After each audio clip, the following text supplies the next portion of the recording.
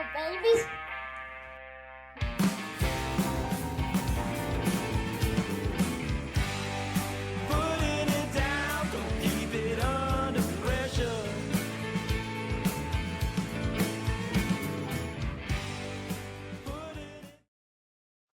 Thank you, Remy. I didn't actually add any follow-up thoughts to the Patriots and Karen's takes, and I thought they were great. Everything was great. As do I. I thought she was on it. And basically, it's not Hunter. They're going to trade back no matter what. She basically said that. Yeah. Diggs walked out of the building without a contract. That stood out to me. He's not or an coming offer. here. She said too. Without an offer, it made. There's it was getting to know each other. Period. It seems like. I don't know what they're gonna. I don't know. I honestly don't know what they're gonna do. Me neither. I can't imagine that the Patriots would be Diggs' first option. I'm sure he'll take whatever offer is given and then look for a more desirable location. First. On Mass Live, they did say that maybe you could get him in to go there to be like a spiteful move that you get to go play the Bills twice a year. That might be a little bit of insurance to get you in there. We have beat the Bills twice in the past 2 years, so we got their number. Humble brag. You get he's got some lawsuit too. Didn't he do bad things to somebody? Everyone does bad things, Rich. Come on. Oh, yeah, they got some kind of thing. Don't be all judgy about it. Yeah. Speaking of bad things, I don't know if that's the case here or not, but the Celtics, as Ray just mentioned in the headlines, do have a new owner finally after months and months of waiting. The team was reportedly sold for $6.1 billion to managing partner of the Symphony Technology Group, Bill Chisholm. Originally from the where is he from? He says he's a Celtics fan. He lives out in California. He's from he went to Georgia, lives in Georgetown. That's not here. Yes, it is. Here, I mean Boston. Yes, it is. It's in Georgetown, Massachusetts. Oh, I thought you meant Washington, D.C. No, you're an idiot.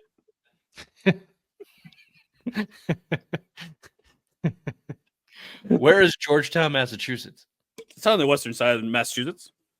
The western side of Massachusetts. Am I gonna have to fact check this fucking thing? Yeah, exactly. So you're saying it's from the part of Massachusetts nobody cares about? Yeah. Very good. Georgetown, Mass. Billy Chisholm. Georgetown, Massachusetts. Okay. It's in Essex County. The population was 8,470 at the 2020 census. It was incorporated in 1838 from part of Rowley. Just so you know, Richard, do some research before you fucking start. And that's been our geography minute with the Bob Pod. Bottom of the totem pole of dumb. Lands one there. Good job, Ray. Here's a quote. This process to buy the team. This is from old Billy from Georgetown, Mass.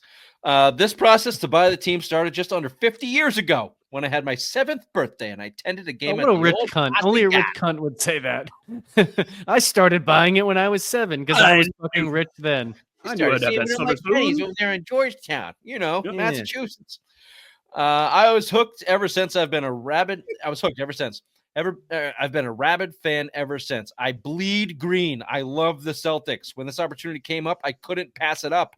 Wick has done an incredible job running this franchise, so why would you mess that up? The team is in a great place right now, and I'm very sensitive to that. Wick, Brad, and Joe have done amazing jobs, and that's all goodness that we want to continue. Bobby's out. He did mention Joe Mazzulla there. Yeah. Look, that's true. We did say Joe. Oh, yeah, fuck this Billy Chisholm guy. Let me just read these. Let me just continue these quotes here, and then we can have our opinions. Grossbeck, whose family led the ownership group that bought the team in 2002 for $600 million, said Chisholm asked him to stay on as CEO and governor for the next 3 seasons. Wick said, I'm glad to do so. We hope from the beginning to find the right person with the resources and commitment to win banners. This is Wick now talking, and being a great person, Wick Grossbeck told Shams. Bill checks every box for us. I have always been a consultant, and I've had final say here with the Celtics since my family bought into the team, and we'll continue for the next 3 years, and we will transition. Funny, I never heard Wick Grossbeck consultant of the Boston Celtics for the last 20 or so years. Did you? I always heard owner. And he wasn't even the owner. Surprise, surprise. He wasn't even the owner. His daddy was. Well, yeah, saying the loud part. Tough part out loud there, Ray.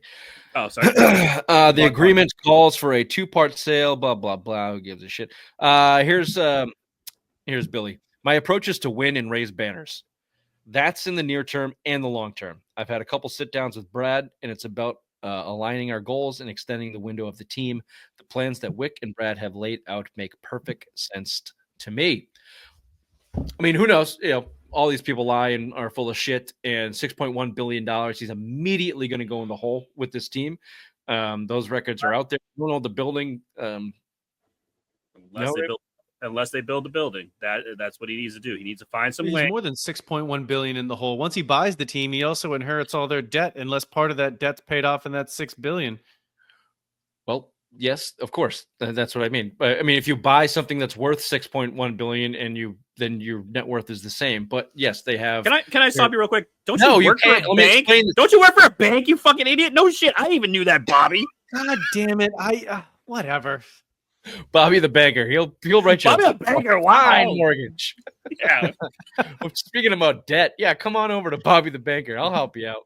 The team loses money, especially at their salary implications right now. They don't own the building, so the team basically was operating at a loss. That's why Wick never went into the luxury unless they were contenders, which was for 10 years. So they saved up a nut that they can watch this kind of window all the way through to, I don't know, 2 or 3 more years, maybe.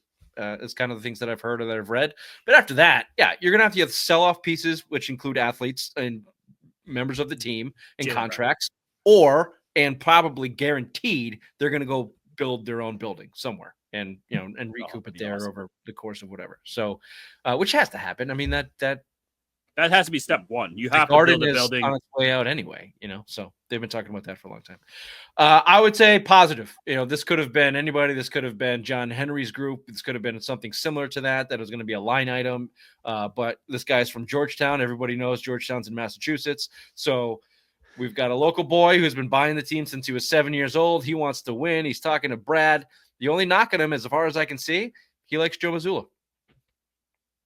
Bobby, pretty big one, which is unfortunate, but at least he does appear to be have invested in the team. And like you say, this is an investment for him. He actually cares for the franchise, it appears. Said the right things. And something amongst Bobby as a banker probably understands this, and we don't have to get into it, but the way that the deal is acquired, it's like he has to pay 51% up front and then basically installments after that, more or less. So it's very similar to how I bang your mom. I only put half in at first, and then the rest is in installments. Every half an hour after that. Per sandwich, you get an inch. Ooh, what kind of sandwich are we talking about? I don't know. Bobby only gets a quarter of an inch. So we'll be right back with Red Sox right after this.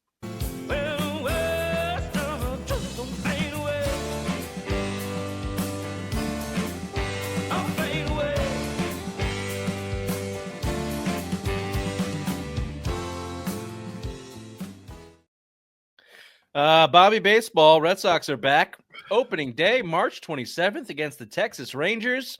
And as I said in the opening, I'm going to tell you what, I still think they got more question marks than not, even after their best offseason in the past 5 to 6 years.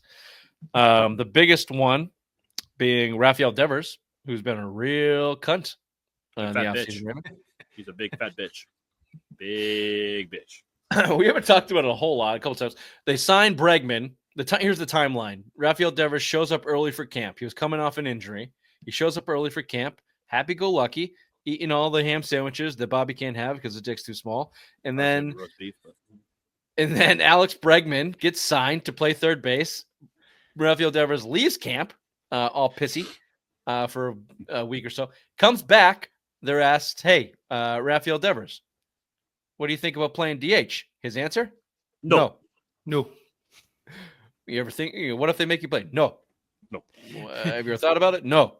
I am third base. I play third base. Since then, Bobby hasn't been paying attention to this. So let me ask him. Take a guess here. How many games do you think Rafael Devers has played at third base since that interview? I'm going to go with 0. That's right, 0. How many games has he played in total since that interview? 0. 2. 2 games he's had at bats. I think he's 1 for 9 or something. Looks like shit. They're going to Mexico for their final exhibition games in spring training, of which Rafael Devers is not traveling with the team. So you've got a disgruntled superstar $30 million superstar. That the only job is for him to hit. He's coming off injury. He's overweight and pissed. And now you've got a team that's supposed to be taking the next step here with their young quote unquote kids just around the corner. And I don't know. Everyone's still really optimistic about him. I'm not. I don't think that they're in a good spot right now, Raymond. They spent money. That's what you have to be positive about, Richard. They spent money. They got Bregman. Yes, he is a Gold Glove third baseman, but he is willing to play the field. He's willing to go to second base.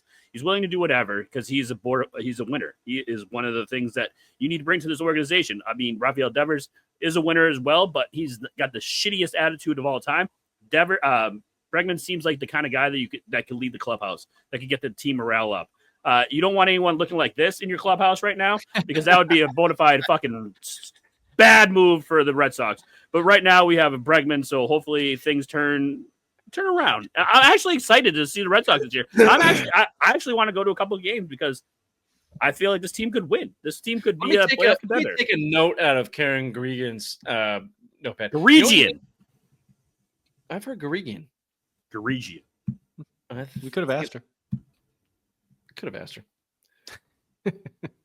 I heard Matt say Garegian, and they worked at the Herald, so I'm going to go with the people that work there. Oh, yeah, fuck yeah. Then I'm wrong. What did she say? You need talent to win. So right now, you got talent. Your best hitter can't hit. He's hurt. Your starting pitchers, 3 of them. Now, there are 5 starting pitchers generally in baseball, Bobby. He played farm league. Are hurt. Cutter Crawford coming back the earliest May. Check this out, Bobby. Lucas Giolito, who they signed last year, didn't play because he had a broken ACL. They knew he couldn't play last year. They signed him anyway, $10 million. The first fucking pitch he threw, he hurt himself this year. First pitch out of the gate. He's not back till April. Brian Bayo, he's not back till April. So more than half your pitching staff is already down. You don't have a closer. Trevor Story's also not going to Mexico because, I don't know, why should he for $140 million and only playing 163 games in 4 years? Fucking bum. The rest of the injuries are starting to pile up. Crochet and Buehler, their 2 pitching signings this year have looked good. Alex Bregman has knocked the cover off the ball. Marcel Mayer, the one of the big 3 that they want to bring up from the bigs, from AAA, he has looked lights out. He is not going to start the year with the team, by all reports, because Tristan Campbell is going to start the year with the team. Why? Because it's a poster child for the baseball nerds. So that's where you're at. That's where you're at. Can I tell Bobby something real quick? There's 162 games in a major league season, so even if they can't play in April or May, you still got fucking 4 months, so it doesn't matter, Bobby. Everything that Rich just said doesn't fucking matter. Can I tell something about? No, you know what? It doesn't matter. You're right. It's a long season, and they might as well not even play April and May because 60 games over 60 days. Why does that matter in the standing? Go 0-60, and just play at a 900 clip for the rest of the year. You're still gonna win. You're still probably gonna win half those games, so it doesn't matter. I mean, as long as you get the rotation in place by July 4th, you better hope so, buddy. Really starts. That will be better. In this fucking lineup as it does. I was gonna say something, but I know your mom's watching, so I'm not gonna say it.